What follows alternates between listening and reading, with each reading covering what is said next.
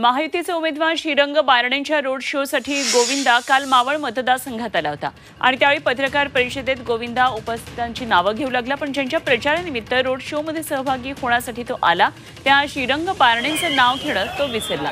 शेवटी शेजारी बसलेल्या भाजपा आमदार उमा खापरे यांनी त्यांना आठवण करून दिली आणि हा सर्व प्रसंग माध्यमांच्या कॅमेऱ्यामध्ये कैद झाला आणि सर्वत्र चर्चांना उधाण आलं।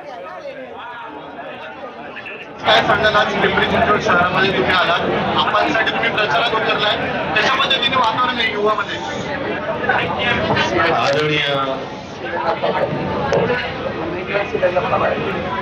आदरणीय श्रीरंग बारणे साहब, अप्पा बारणे साहब, आदरणीय शीतल जी और साथ उपस्थित शिवसेना से आए हुए और बीजेपी से आए हुए, राष्ट्रवादी से आदरणीय आठवले जी के साथ वाले